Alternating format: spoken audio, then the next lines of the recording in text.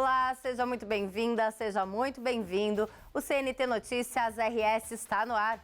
Vamos aos destaques desta edição. El Niño volta a acender alerta no campo. O fenômeno climático pode reduzir safras, pressionar os preços dos alimentos e impactar a economia em diversos países. Inflação oficial do Brasil desacelera em maio e fecha em 0,58%. E conheça os direitos que ajudam a tornar a volta ao trabalho mais acolhedora para as mães após a licença maternidade. Isso e mais agora no CNT Notícias RS.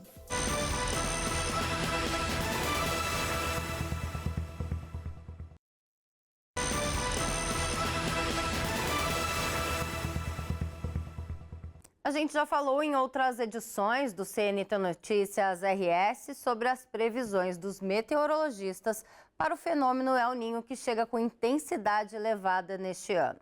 Agora a gente fala dos impactos esperados do clima na produção rural.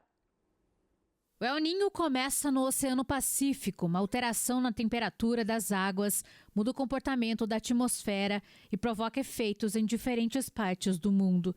Enquanto a Laninha costuma trazer mais umidade e temperaturas mais amenas, o El Niño é associado ao calor intenso e à redução das chuvas em diversas regiões.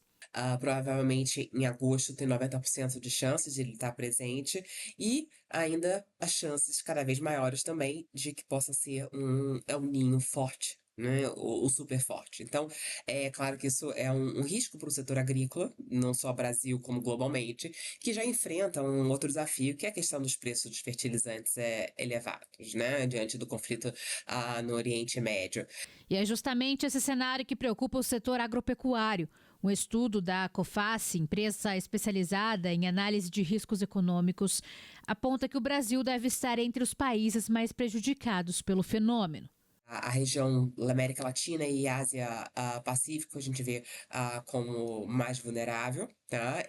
Bom, no Brasil, claro que isso vai depender muito da intensidade e de sua duração, mas ele tende a ter efeitos sobre a safra as culturas de inverno, né? O trigo, assim como pode ter reflexos também na segunda safra de milho e também no café. O estudo também chama atenção para um fator em comum. O El Niño surge menos de um ano após o último episódio de Laninha, uma transição mais rápida do que o padrão histórico, que costuma ocorrer em intervalos de 2 a 3 anos.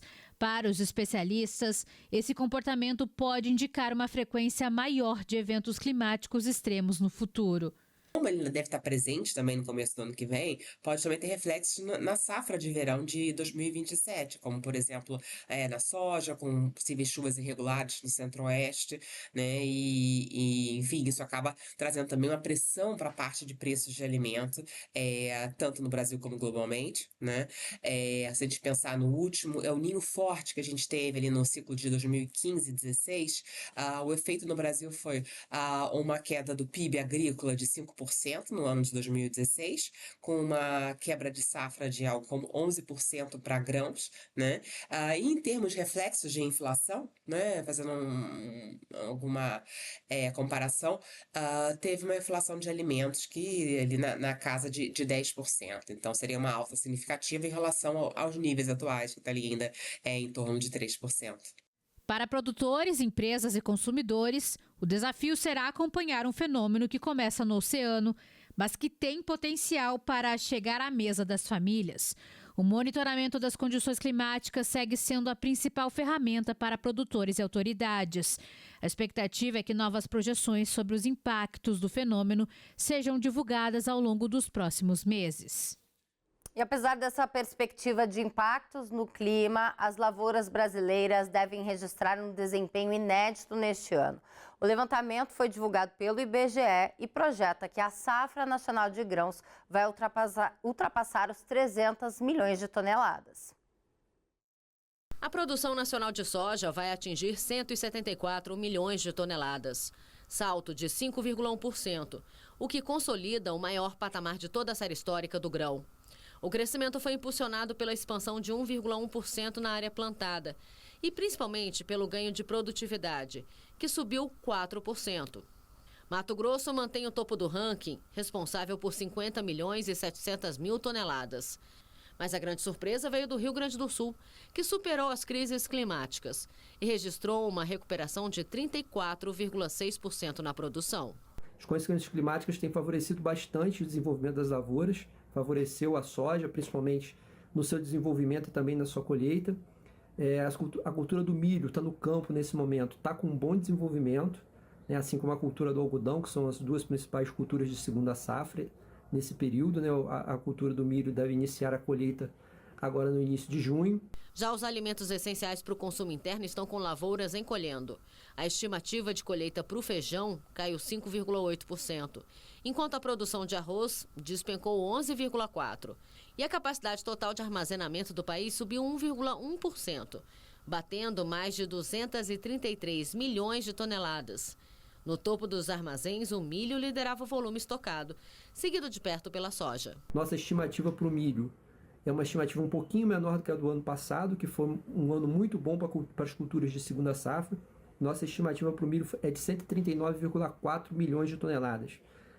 Isso teve um aumento no mês de 0,9%, mas no ano ele é 1,7% menor ainda do que a safra recorde colhida ano passado. Né? A primeira safra a gente teve uma produção muito boa de milho, foram 29,8 milhões de toneladas, e para a segunda safra a nossa estimativa é de 109,6 milhões de toneladas, também uma produção muito boa.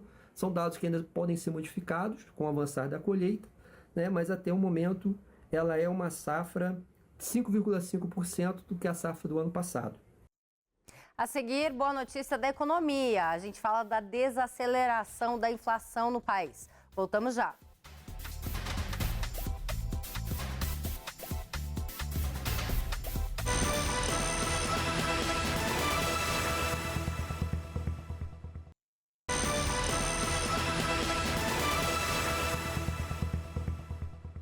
O Índice Nacional de Preços ao Consumidor Amplo, IPCA, que mede a inflação oficial do Brasil, fechou o mês de maio em desaceleração na comparação com abril.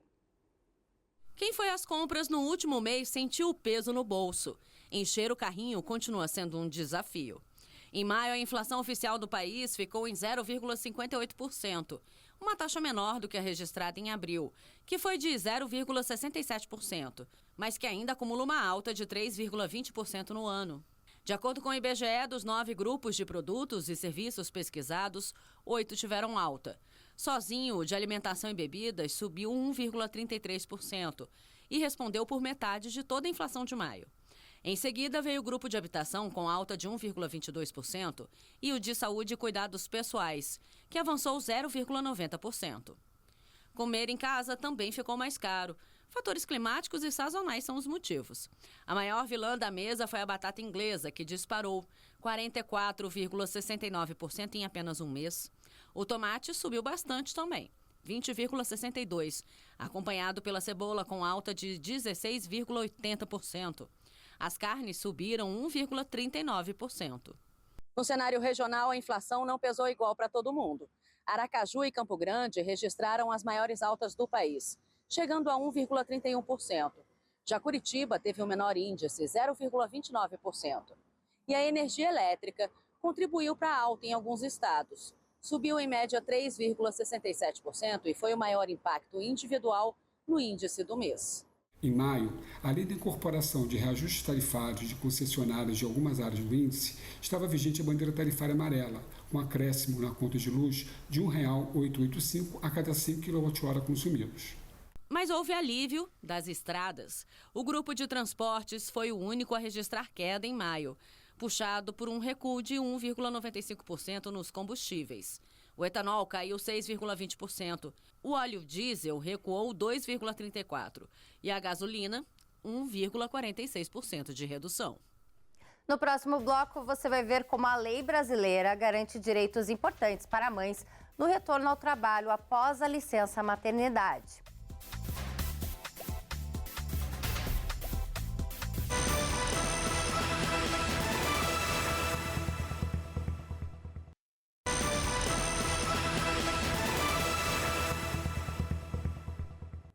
Muitas mães que retornam ao trabalho têm dúvidas sobre o que é garantido por lei neste momento. Veja na reportagem os direitos garantidos às mães durante a maternidade e o período de amamentação. Depois da licença maternidade, voltar ao trabalho nem sempre é simples. Muitas mulheres precisam lidar com a saudade do bebê, a nova rotina e o desafio de continuar a amamentação mesmo durante o expediente. Por isso, a legislação brasileira prevê alguns direitos que ajudam a tornar esse retorno mais leve e acolhedor, garantindo condições para que a mãe consiga manter os cuidados com a criança nos primeiros meses de vida. Muitas mães acreditam que a proteção legal termina quando a licença maternidade acaba. Mas a verdade é que o retorno ao trabalho e a rotina com o bebê trazem direitos fundamentais. A amamentação, por exemplo, é um deles. Muita gente não sabe, mas a lei garante à mulher 2 descansos de 30 minutos cada durante o expediente para amamentar ou coletar leite até o bebê completar 6 meses. E esse período deve ser computado como jornada de trabalho. Além das regras que garantem proteção e acolhimento no ambiente de trabalho, o atendimento preferencial também é um direito fundamental nesse período. A prioridade deve ser respeitada em filas, serviços e estabelecimentos públicos e privados, não apenas para gestantes, mas também para mães que estejam amamentando e para pessoas acompanhadas de crianças de colo. A medida tem como objetivo garantir mais conforto, segurança e acessibilidade. Nesse sentido, a lei também garante atendimento preferencial, não apenas para gestantes, mas também para lactante e pessoas com crianças de colo. Isso é válido em bancos, supermercados, órgãos públicos, entre outros. Por isso, é fundamental entender que isso não é uma gentileza, mas sim o cumprimento da lei para garantir o bem-estar da criança e a dignidade da mãe. A ideia é ter mais praticidade no dia a dia, especialmente em momentos que já costumam exigir mais atenção, paciência e cuidados. A rotina de gestantes, mães que amamentam e famílias com crianças pequenas passa por muitas adaptações. E o atendimento prioritário ajuda a reduzir o desgaste físico e o tempo de espera em situações do cotidiano. O objetivo é respeitar as necessidades de quem está vivendo essa fase.